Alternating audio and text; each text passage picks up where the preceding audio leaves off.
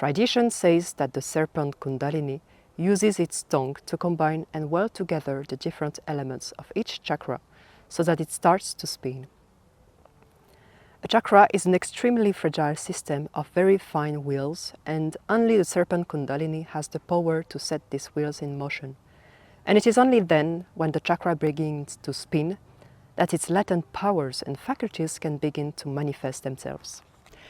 Hello everyone, my name is Anaëlle, and I'm gonna share with you some lines from this book, Man's Subtle Bodies and Center, the Aura, the Solar Plexus and the Chakras. Why did I choose to read a few lines of this book? Recently, last year, I was in the Philippines and I was doing a meditation retreat. So it lasts for a couple of days. You're in complete silence and you're focusing inside on the word inside, the inner world inside. And eventually, after a couple of days, I started to feel like new sensations in the body in different places, in different locations along the line, along the spine. And so I thought, oh, that's very interesting. I was wondering, what is it? And so I had this idea that maybe I was tuning with my chakras. And the first thing I did after the retreat, after the meditation retreat, I went online to Prosveta and I checked if there were any books from the master that was talking about the chakras and the subtle centers. And I find this one. And so I bought it immediately and I read everything in one morning.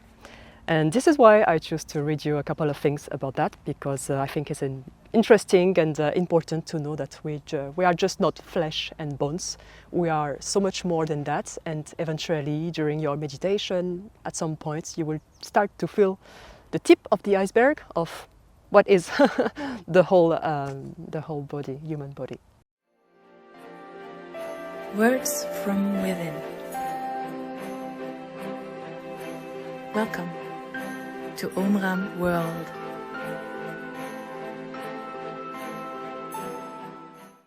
So I'm going to read the chapter, the chakra system, the first part. Where does the tradition of attributing wings to angels come from? If you see a painting or sculpture of a winged being, you don't need to be told to know that it represents an angel.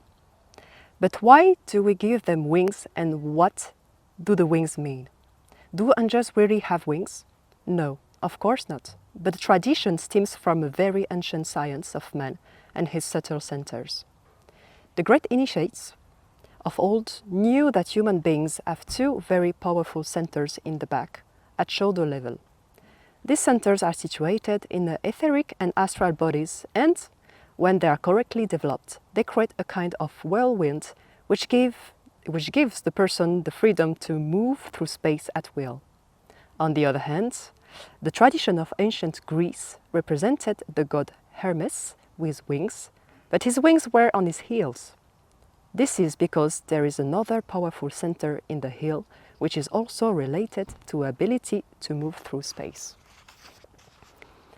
As a matter of fact, we have a great many of these subtle centers in our bodies. When you are contemplating the rising sun, for instance, you absorb sunlight through a center which lies just over the spleen. The sun sends us energy in the form of minute luminous spheres, and the spleen chakra absorbs the white light of the sun and breaks it up into the 7 colors of the prism, before sending the different colors to the different parts of the body. Red and orange to the sexual organs, yellow to the heart and lungs, green to the stomach, liver, intestines and kidneys, blue to the throat and nose, and purple to the head. Red can also be used to strengthen the nervous system. If someone is suffering from nervous fatigue, it means they have a red deficiency, and the health would be improved by concentrating on this color. The physiological function of the spleen is, as you know, to manufacture red blood cells. It is not surprising, therefore, that the etheric center of vitality lies over the equivalent physical organ.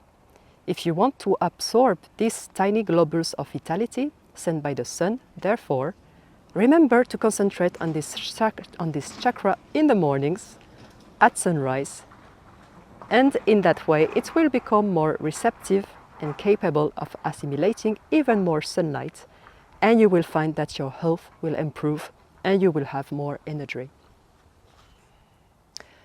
For centuries, anatomists have been studying the human body, and by observation and dissection, and with the help of instruments that have become more and more perfect, they now have an extremely detailed knowledge of its physical structure. But for all that they are still very far from the intimate understanding of man's subtle anatomy that initiates have gained through clairvoyance and spiritual experience. And one of the most striking aspects of this is the discovery made by Indian initiates concerning the 7 chakras of man. For several thousand years now, they have thought that beyond the limits of the physical body, in his etheric and astral bodies, man has a series of subtle force centers lying along the axis of the spine.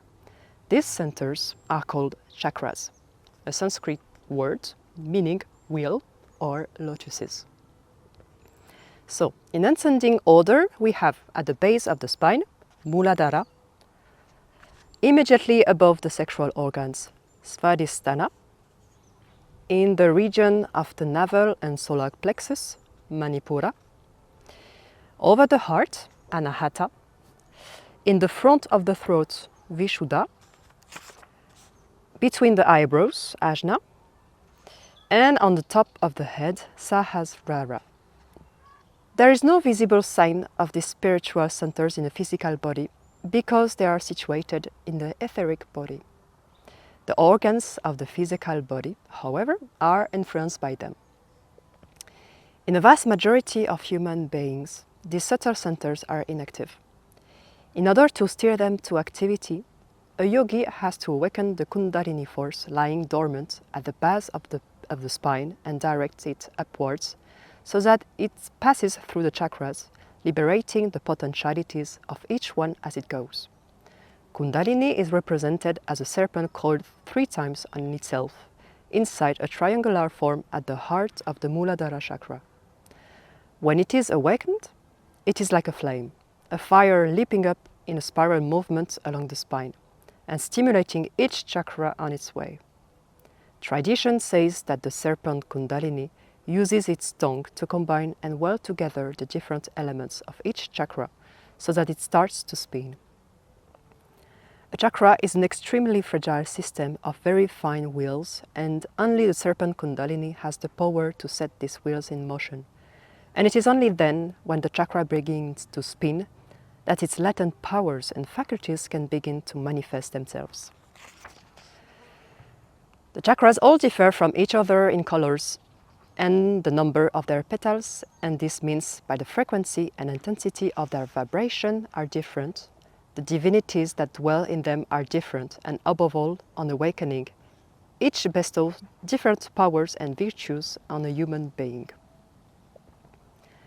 Muladhara bestows life force, Svadhisthana creative powers, Manipura collective consciousness, Anahata universal love, Vishuddha wisdom, Ajna clairvoyance, and Sahasrara omnipotence and total freedom. Hindu literature gives very detailed description of the chakras, but it would take too long to examine each one, so let me pause simply at Anahata, the heart chakra. It is important for your spiritual development that you carry in your heart the image of this chakra, which is the center of universal love, for it is this immense, totally disinterested love which alone is capable of awakening true intelligence in your heart, the intelligence which we call intuition. That is the image that is in the book. An initiate develops the 3 chakras of the head in the last stage of his evolution, when every other aspect is ready, when his whole being is harmoniously developed. It may help to give you an idea of the nature and function of the 3 chakras, if I compare them to 3 navigational instruments in a submarine: a periscope, an eye, which can see above the surface of the water, a radar, which warns of the presence of other vessels in the vicinity, and the radio, which can receive and emit messages and signals. Human beings have these same instruments, this antenna within them.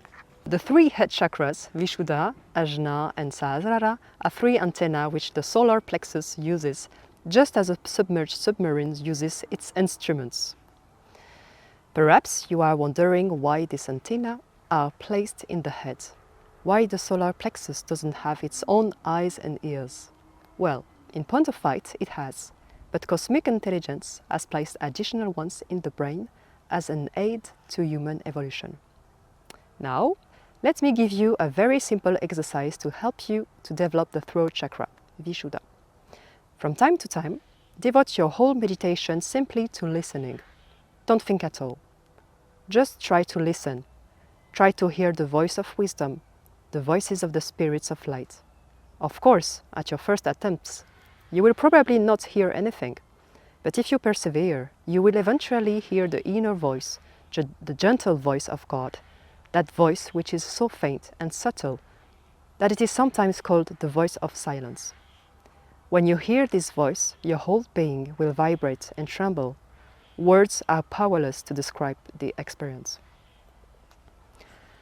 A method you can use to develop ajna is to imagine that you are looking with your inner eye at the earth, the sky, the wall of space, with its countless inhabitants that you can see all worlds, both visible and invisible. You simply gaze at them with great love. That is all that is necessary to begin to awaken your spiritual vision. Every possible precaution must be taken when attempting to awaken not only the Kundalini force, but all the chakras. I have already given you some simple methods to be used in working with Vishuddha and Ajna, but I should mention another one which applies to all the chakras, and that is singing. Singing produces waves which cause man's subtle centers to vibrate. Obviously, it is not a question of singing just anything or anyhow. If you want to steer your dormant chakras to wakefulness through song, you must sing profound, mystical songs which produce the right kind of vibrations, and you must be conscious at the same time of the spiritual forces they represent. In the Universal White Brotherhood, we have a marvelous collection of mystical songs composed by the master Peter the Nove. If you sing them in the awareness that you are performing a sacred act, some of these songs are capable of awakening in your spinal column a living force which passes up through the spine and escapes through the crown chakra. Sometimes, when you are singing, you may feel a thrill flashing up from your feet to your head. A thrill of absolute purity and light. For a brief moment, your whole body vibrates in harmony with the universe. Perhaps you have not yet known this blessed experience, or only for a fleeting moment. When you do experience it in all its fullness, you will understand the powers and possibilities hidden in song for the development of the spiritual life. Well, you have many more chapters to read about also the aura, the solar plexus, the Ara center, the Kundalini force. So if you want to know more about how we are built, you can read more in this book.